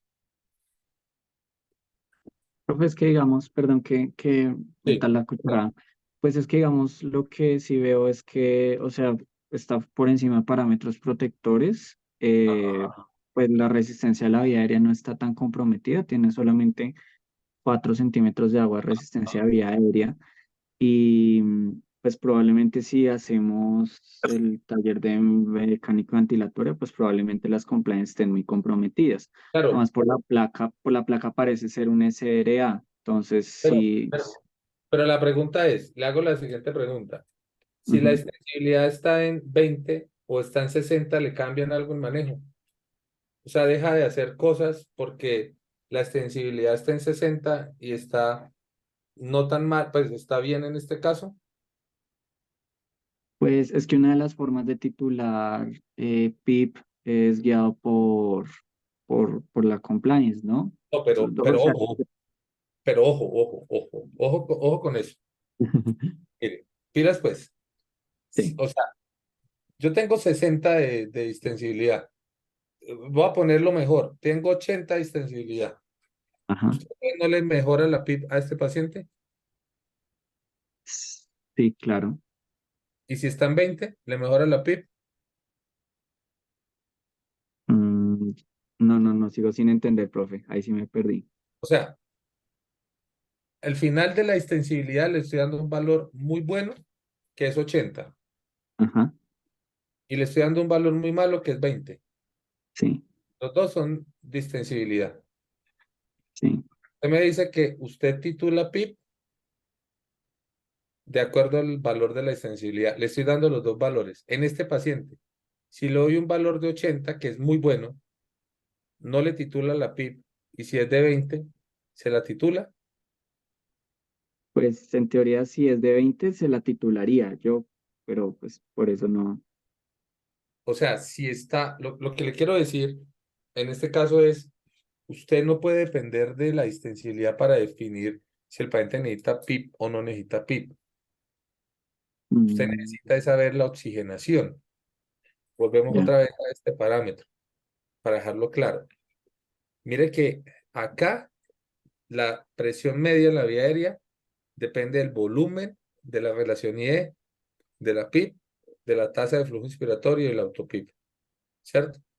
Ujú. La distensibilidad es un parámetro que me ayuda, efectivamente, me ayuda, pero el hecho de que esté en 80, o sea, que esté muy bien, o que esté en 20, en este paciente que estamos, perdón, que estamos viendo en el momento, no me va a definir a mí si le mejoro o no mejoro la PIP. Este paciente le mejoro la PIP porque, o le hago algo para mejorar la oxigenación, porque la pulsosimetría está disminuida. Y claro, usted hace un análisis muy importante y es que esa presión perdón, esa presión pico o máxima está elevada, no a expensas de la resistencia, porque la resistencia es de 4 y debería estar lo normal es que esté incluso entre 5 y 10, o sea, está menor a lo que está. Este paciente está con la presión pico o máxima elevada, esas expensas de la presión o la distensión alveolar. Ya. Entonces, si vemos acá, mire cómo está, mire el peso del paciente, el peso predicho, 77, ¿cierto? y usted dice, pero es que está casi a 6 cc, está casi a 6 cc de, de, de peso ideal, ¿cierto? 440 dividido en 77.6. Está alrededor de 6, ¿cierto? Y usted dice, o sea, ¿qué le pasa al paciente? Entonces, efectivamente usted ya está garantizando un volumen minuto adecuado, pero el paciente no está ventilando. Entonces, cuando a mí me dicen esto, ¿cuáles son los determinantes de la oxigenación? Es cómo usted interviene en los pacientes que tengan alteración de la oxigenación para mejorarla. La FiO2 ya la tiene elevada. Volumen corriente, ¿cómo está? Está bien, ¿cierto? Porque le estoy dando 6 cc por kilo. La relación IE, ¿cómo está? Entonces, aquí es todo lo contrario al paciente pocoso. Si yo tengo una relación IE de 1,25, 1,3, yo debo volver la relación IE en este paciente que posiblemente tiene un SRA en 1,2 o incluso en algunos casos, no para que lo manejen ustedes, uno pudiese llegar a 1,5 o a 1,1. Incluso en algunos casos lo hacen invertida. 1,2, no 2,1, perdón, 2,1, ¿cierto? Entonces la relación IE es otro determinante de la oxigenación. Pero otro determinante de la oxigenación es la PIP. ¿Cómo mejoro el área de alveolar que haga intercambio de la oxigenación? Porque es que el paciente con esa placa que vieron ahora, los alvéolos están llenos de contenido inflamatorio o de neumonía y no tiene por dónde pasar el oxígeno. ¿Me entienden? Entonces, en este caso es eso. Descartar que tenga autopip y mejorar la tasa de flujo inspiratorio para lo que hemos hablado. O sea, finalmente, esto es los determinantes de la oxigenación. Ahora, en este paciente que estamos viendo, ¿qué debemos mejorarle? Ya le hemos mejorado la mayoría de las cosas, pero sigue estando desaturado. ¿Sí queda claro lo que estoy explicando? Sí. Bueno, avancemos en el caso y vamos, ¿qué problemas tenemos entonces en el momento?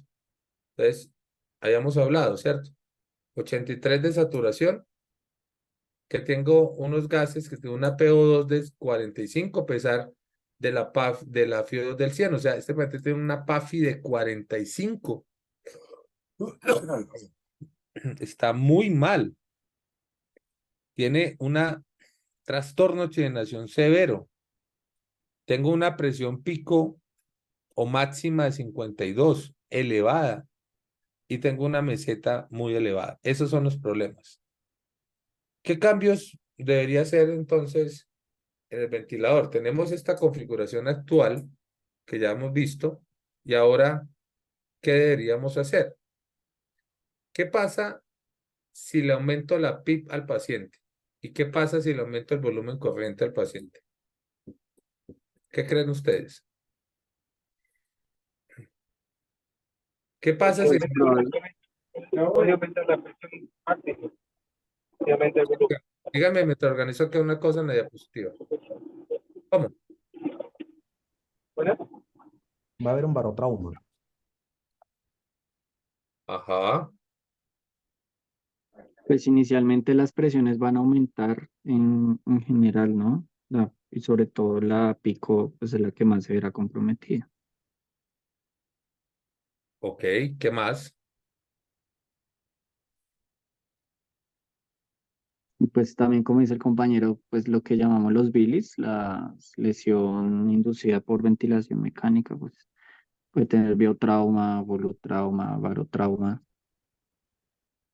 Sí, Pero también puede mejorar su oxigenación. O sea, quizás se podría bajar sus niveles de volumen corriente a 4, con eso disminuir un poco la presión, aumentar un poco el PIB para poder abrir el alveolo que está saturado de secreciones y pueda mejorar con ello su oxigenación. Quizás rotarlo un poco hacia el lado izquierdo para, según esta radiografía, esa zona del lado izquierdo que está un poco más ventilada, pueda oxigenarse mejor. Quizás podría ser algunas medidas que podría tomar. ok. ¿Qué dicen los demás? Podría ser, la opción podría ser pronarlo y cambiar de modo tal vez. Estoy con presiones muy elevadas y ver más o menos cómo va. Si yo les pregunto a ustedes, ¿qué sacrifican? ¿El volumen corriente o la PIB? O sea, ¿ustedes sacrifican bajar el volumen corriente y aumentar la PIB o aumentar el volumen corriente y dejar la PIB normal? Primera opción, bajo volumen corriente y aumenta el PIB. Exactamente. Y eso es lo que tenemos en este tipo de pacientes. La PIB generalmente, pues no la vamos a sacrificar porque como lo decía alguno, creo que fue usted, mejora la extensibilidad de ese alvéolo. Entonces, eso va a ayudarme porque, claro, el hecho de que yo, si le aumento la PIB, va a aumentar las presiones de vía aérea, o sea, va a empeorarlo, pero si le bajo el volumen corriente, voy a mejorarlo, pues voy a equilibrar ese aumento, ¿cierto? Eso digamos que es lo que debería hacer en ese caso, bajar volumen corriente, incluso bajar si es, pues ahí tengo una frecuencia respiratoria que está en 18, o sea, voy a garantizar un volumen minuto adecuado y aumentarle la PIB. ¿Cuánto le aumentamos la PIB?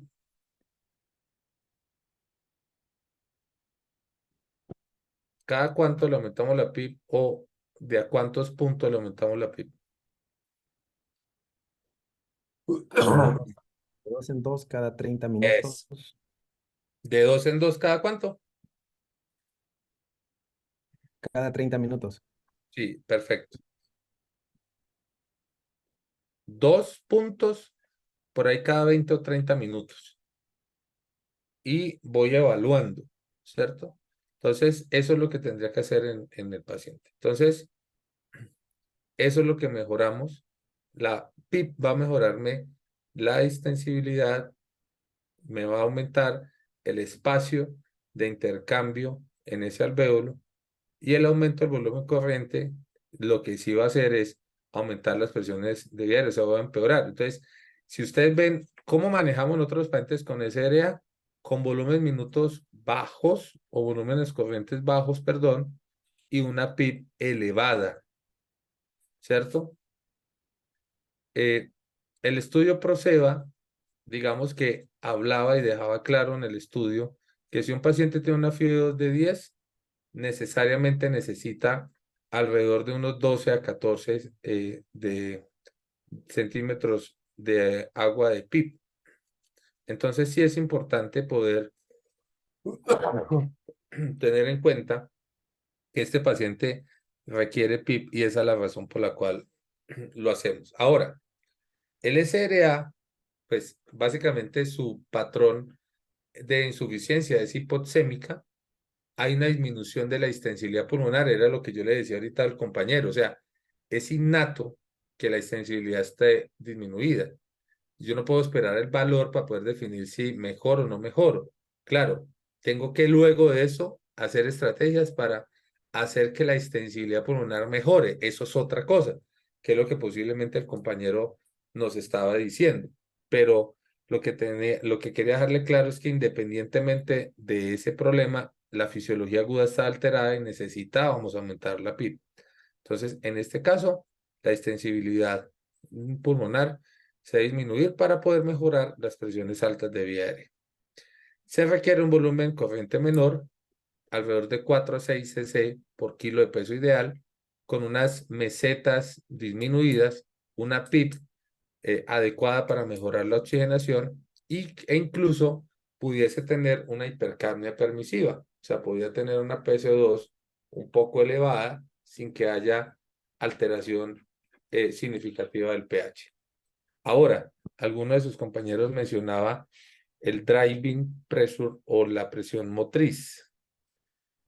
Ese driving es la meseta menos la PIB.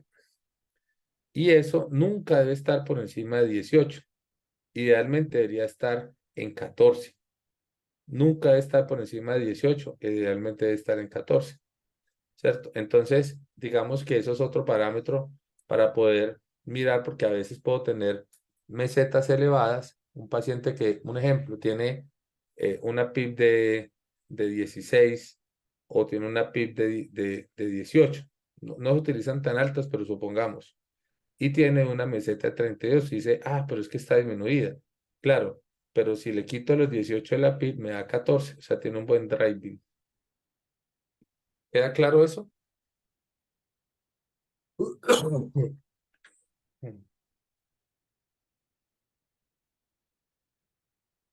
Doctor, una consulta. Cuando hablas de incremento de PIB, a veces en lo que es SRDA, justo había visto esta parte de aumentar de dos en dos, pero ¿hasta qué punto llegas y luego cómo le va, cómo le disminuye? ¿Cómo Porque le ese disminuye? o sea, ¿hasta qué punto llegas de dos en dos? Ah, ok, Hay un ok. punto en que tú vas elevándote, Bueno, luego hay un punto que llegas a un tope y luego tienes que de nuevo caer, ¿no? sí, ¿Cómo caes y hasta qué punto caes y la velocidad que caes? bueno, le escucho entrecortado, pero si después de contestar lo que le entendí, persiste, me dice o me escribe. Eh, Cuando yo tengo, en este caso, una PIB fue que me dijo, ¿cierto? Sí, doctor, le dije sobre las TIP, ¿no? O sea, uno Ok, va elevando las de 2 en 2 cada 20, 30 perfecto. minutos, pero ¿hasta qué punto Ok. la elevas y luego cómo lo Entonces, bajas, ¿no? empezamos en 5 y digamos llegamos a 16 porque el paciente requería eso, hice curva eh, de una curva de volumen y resulta que el paciente necesita 16 y con eso el paciente se estabilizó y necesito bajarlo, ¿cierto? Es lo que me dice. Sí, claro, o sea, ¿cuánto tiempo Ok, me quedaría en 16 y luego cómo lo bajo? ok. Entonces, para bajarlo, pues no lo vamos a bajar de la misma forma en como lo subimos de forma rápida, pero sí de a dos, ¿cierto? Entonces, lo primero cuando esté haciendo, hay muchos parámetros para el desmonte ventilatorio, pero supongamos que el paciente, lo primero es bajarle la FIO2, ¿cierto? Entonces, usted le empieza a bajar la FIO2 y llegó a 40% FIO2. Entonces, tiene PIB de 16 y una FIO2 del 40, pero el paciente satura bien y clínicamente está bien. Entonces usted empieza a bajarle nuevamente de a 2 puntos la PIB. Entonces llega a 14 con una FIO2 del 40 y evalúa clínica para clínicamente, ¿cierto? El paciente va mejor, le baja 2 más, quedan 2 y 40 y así sucesivamente. No cada 30 minutos, no hay una fórmula específica para usted decir cada 2 horas, cada 4 horas, cada 6 horas, no. Lo que sí es importante es que al menos en el día usted baje al menos 2 veces la PIB si usted está en ese desmonte de PIB, pues para evitar todas las complicaciones, ¿cierto? Y doctor, ¿hasta Ahora, cuánto tiempo me puedo quedar arriba en el monte? ¿cuánto tiempo? Sí, claro, como ese dice, No, supuestamente también hemos- puede lesionar, ¿no? ¿Hasta no, cuánto puedo quedarme? no, de tiempo que usted pueda decir es que son 72, 96 horas. No. Aquí lo más importante es que el paciente esté bien sedado y relajado para poder para poder tener PIB elevadas, ¿cierto? Entonces, no es que haya un tiempo específico.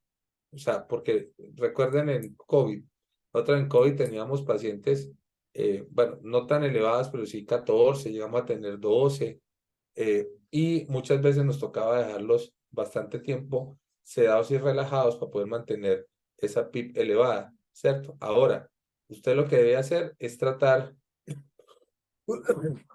de disminuir, de mejorar esos determinantes de la presión media de la vía aérea y a su vez empezar a disminuir la PIB, como lo hemos hablado, de a 2 puntos, ¿cierto? Hasta que ya logre estubarme.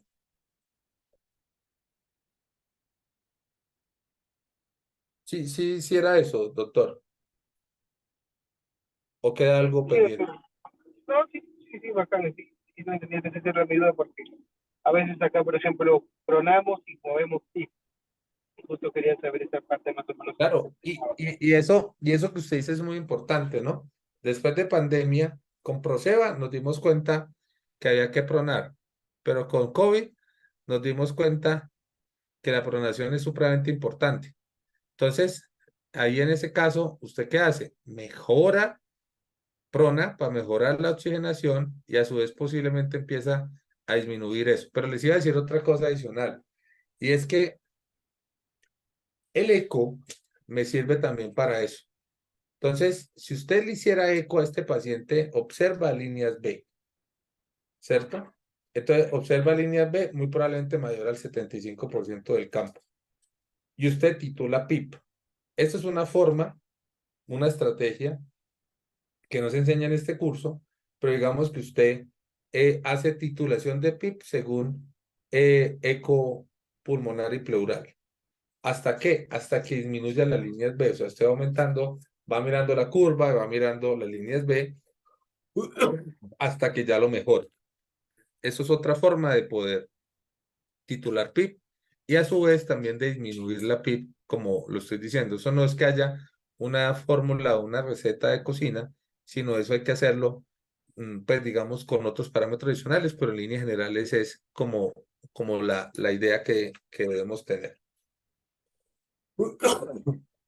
Sí queda claro, doctor. Sí, doc, bacán, gracias. Listo. Este segundo caso es una mujer de 28 años que tiene asma.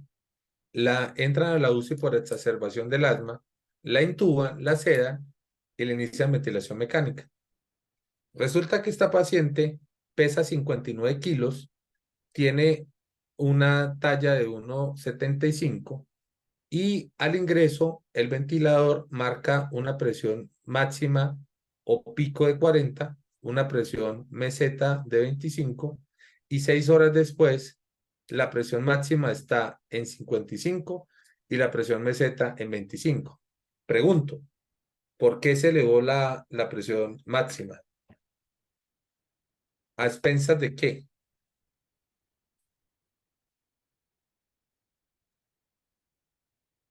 De la resistencia de la La vía aérea. resistencia de... Exactamente, de la resistencia. Muy bien. Entonces, aquí yo no tengo que ponerme a mirar que el pulmón, que el alvéolo, porque mire que la meseta sigue siendo igual. Entonces, ¿qué miro? Empiezo a mirar, ¿será que el paciente está mordiendo el tubo? ¿Será que el paciente tiene sibilancias? ¿Será que le entró, está codado el tubo? Pues que puede ser otra cosa. ¿Será que le entró agua al circuito? Pues adentro al pulmón. Entonces, son cosas que debo empezar a mirar con estos parámetros. Muy bien.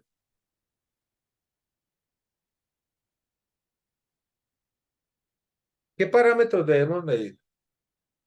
Entonces, digamos acá, tengo un pH de 7,23, PSO2 de 75, PO2 de 365, la máxima o pico está en 55, la meseta está en 25 y tengo un autopip de 12. ¿De acuerdo? La relación I es de 1,5 y la frecuencia respiratoria es de 15. La presión está en 90-50, está desaturado aparte de eso y tiene una cardíaca de 130. ¿Cuál es la posible causa de esta hipotensión en este paciente? ¿Qué dice? autopilot elevada, profe. Exactamente.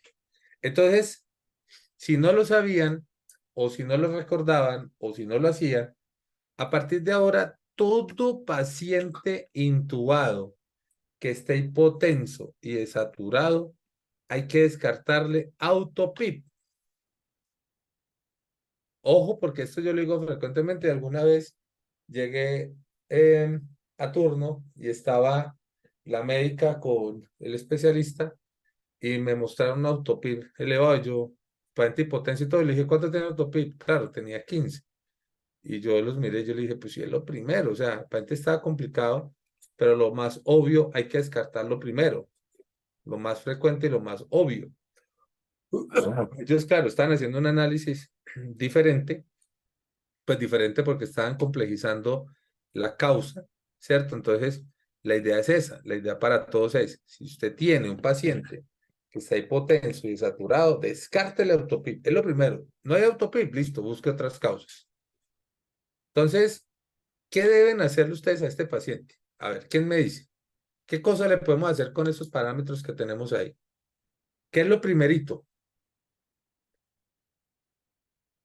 Con los parámetros que tenemos ahí.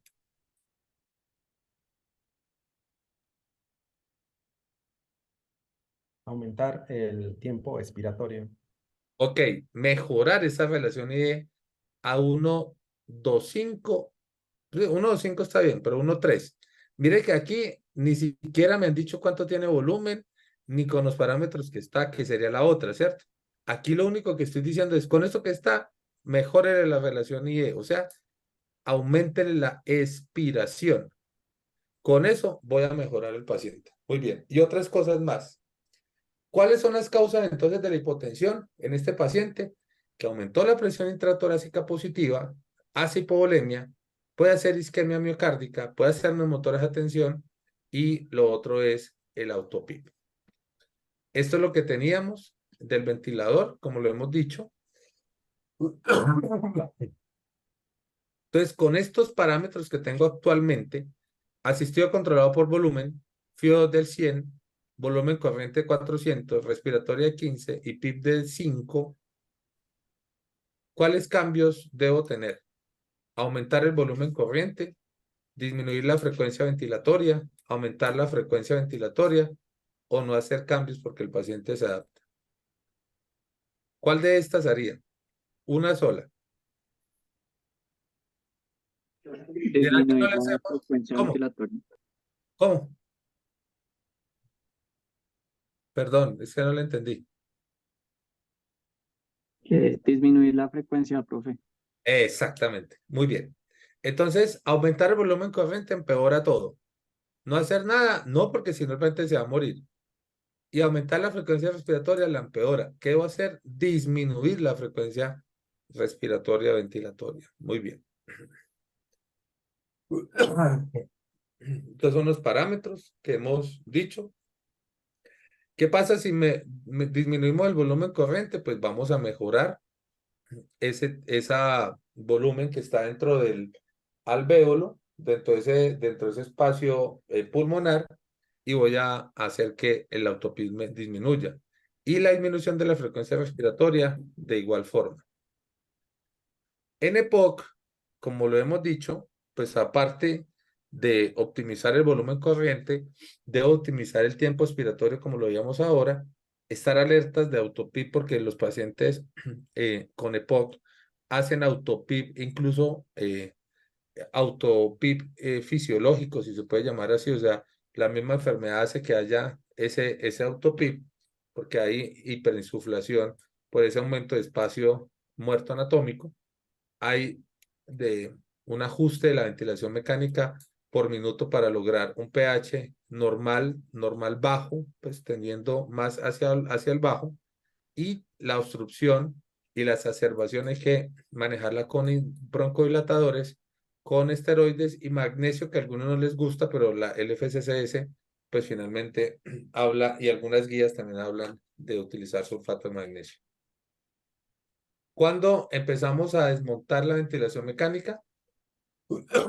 Cuando la insuficiencia respiratoria mejora o se resuelve, las vías aéreas se mantienen, y generalmente la capacidad de eliminar secreciones, eso es importante, y que la saturación, la PO2, esté en normal y con una FiO2 que está normal, pues menor a 50%. Que la PIB esté entre 5 y 8, que el pH esté mayor a 7.25, que el paciente sea capaz de realizar el esfuerzo inspiratorio inicial, o sea, si es un paciente dormido que no es capaz de hacer ese esfuerzo inspiratorio, no vamos a poder hacer nada. Que esté hemodinámicamente estable y que no haya una posibilidad de que el paciente o entre en paro o que se utilice vasopresores a dosis altas. La extubación, vamos a hacer, digamos, algunos índices. Esto básicamente lo incluyeron para esta versión del FSCS, una prueba de ventilación espontánea, una prueba de inspiración negativa y un índice de respiración rápida superficial. Eso lo hace terapia respiratoria, pero para que ustedes sepan qué se hace. Como puntos claves, hay que tener en cuenta toda la complejidad de las interacciones de los parámetros del ventilador para poder hacer esos efectos en cada paciente, los efectos que pueda tener cada paciente. Los principales determinantes de la oxigenación son FiO2 y presión media de la vía aérea. Hay que monitorizar a los pacientes de manera estrecha durante la ventilación, mantener mesetas o platós de 30 o menos, idealmente, y evalúe siempre la hipotensión una vez se inicia la ventilación mecánica. Entonces recuerden que hipotensión y desaturación, paciente ventilado, hay que descartar autopip. Eso era lo que queríamos hablar. Bueno, no sé si tengan preguntas en estos momentos o comentarios.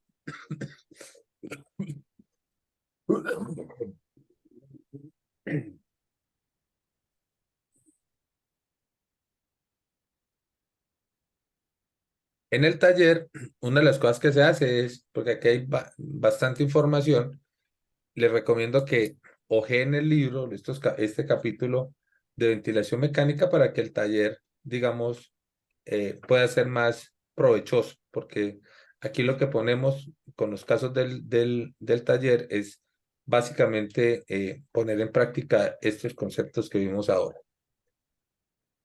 Doctor, disculpe, Sí, adelante. cuando uno tiene lo que es la ventilación mecánica y modos, uno comienza mayormente con asistido controlado, y a veces lo puede decir así, espontáneo. Pero hay veces que el paciente no tolera, ¿no? Se pega. Hay literatura que te dice que el SIMP no es muy, no apoya mucho, pero uno ve que hay nuevos modos, ¿no? Que aparece el BiPAP. Justo esa era mi pregunta, ¿no? ¿En cuál de esos modos usted recomendaría más o menos manejar al paciente? Porque hay un punto que ya tal vez no puedes avanzar un poco más. Doctor, vuélvame a decir porque le escuché entrecortado y no sé cuál modo ventilatorio fue lo que le alcancé a escuchar bien. No, doctor, disculpe, ¿me escucha mejor? Sí, señor. Ya. No, hay modos ventilatorios de que uno comienza con asistido controlado, ¿no? Cuando Sí. quieres ir retirando al paciente, ya te vas al espontáneo y luego ya haces las pruebas que usted mencionó, ¿no? Hay oportunidades en que no sucede eso y que el paciente te pega por diversos motivos al ventilador. Y hay Ajá. modos ya un poco como el SIMP, pero Ajá. justo el SIMP ya te van diciendo que la literatura debe emplearse nada más para tips, ¿no? Para protocolo tips, pero hay nuevos modos como el BiPAP y todo ese tipo de situación. No sé, en su experiencia, usted cuál es el más o menos, cómo se apoya en esos casos, ¿no?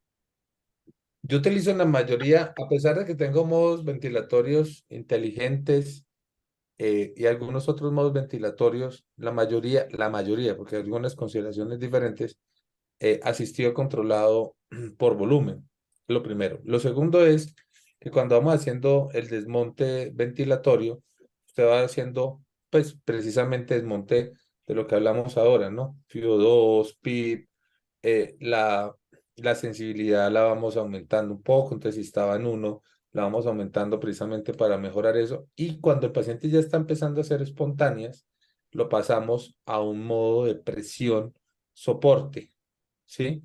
Presión soporte. No CPAP, que era lo que habíamos hablado, porque el CPAP es la presión continua que tiene soporte. El modo ventilatorio acá no es el CPAP, sino el soporte. Y con el soporte voy haciendo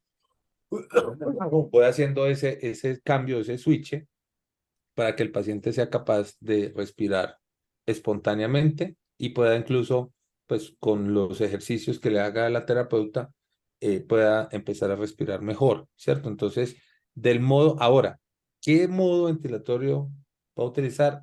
Hay que aprenderse uno, ¿cierto? En el caso de quienes manejan solo el manejo inicial, uno de forma inicial y muy bien, ¿cierto? ¿Por qué? Porque ese uno es el que le va a ayudar a, pues, a la mayoría de pacientes. Como le digo, yo tengo una particularidad con el volumen corriente por lo que les he dicho, pero no quiere decir que sea lo único. Hay gente y escuelas que siempre utiliza controlado por presión, pero también hay otros más. Lo que sí es claro es que el SIMB no es un cambio entre el asistido controlado y el modo espontáneo. Eso sí, no. Yo lo que hago es empezar a desmontar parámetros, empiezo a hacer ese cambio ¿cierto? Y una vez el paciente esté respirando bien, lo paso a una presión soporte. No sé si con eso le respondo lo que me preguntó. Sí, doctor. Perfecto. Bueno, comentarios o preguntas. Quizás algo que no se tocó y a veces se nos pasa es qué parámetros básicos tenemos que tener para programar las alarmas del ventilador. Sí, perfecto. En el taller vamos a mirar los detalles de las alarmas, ¿sí? Y ahí es supremamente importante. En esta charla como tal, no tocamos, digamos, todas las cosas específicas del ventilador, pero efectivamente una de las cosas que hacemos, y ya con Diego miramos mañana que el doctor Oscar lo tenga, porque así lo hacemos, es que cuando estemos programando el demo, el ventilador, ustedes vayan a programar, inmediatamente programemos cuáles son las alarmas que tenemos, por eso mismo que usted está diciendo. Pero aquí hay una cosa muy importante, ¿cierto? Y es, ¿qué pasa con el volumen minuto? O sea, digamos, parámetros de lo que vimos hoy. Volumen minuto. El volumen minuto, ¿cuál es el volumen minuto que yo necesito? ¿Cierto? Y a partir de ahí, súbale máximo un 20%, digamos, de ese valor máximo que usted está diciendo. O sea, si es 6 a 8, entonces debería estar el volumen, el alarma alrededor de 9.6 para tratar de evitar que el paciente haga un volutrauma o un atelectrotrauma. En el caso de las presiones de vía, presiones meseta y las presiones pico, de igual forma, ¿no? O sea, tratar de tener un pico máximo de 40, pero a partir de ahí, ¿hasta cuándo voy? Y la meseta igual. Entonces, si tengo 40 de pico y 30 de plató, inmediatamente poder hacer intervención. Entonces, digamos que son parámetros que mañana lo van a ver en el taller, pero que efectivamente vienen desde ese análisis que hemos hecho de los conceptos de ventilación mecánica.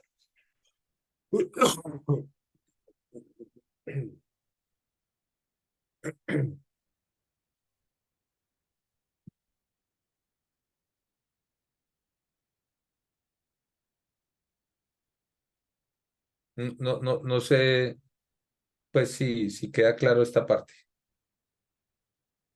Igual como le digo, mañana vamos en el taller a mirar esos detalles. Sí, profe, pues la verdad sí me despejé muchas dudas y me quedan muchas cosas claras, gracias. Bueno, perfecto. Entonces, mañana en el taller, como les digo, vamos a poner en práctica más cosas de estas y ya pues, ya con Diego miramos y hablamos con el doctor Oscar hoy para poder que haga énfasis en estas cosas que ustedes nos están diciendo.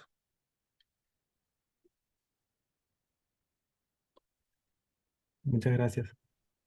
A ustedes. Perfecto. Muchas gracias. Muchas gracias, hasta luego. Que estén muy bien. Hasta luego. Gracias, Gracias, hasta Doc. luego. Buenas noches. Gracias.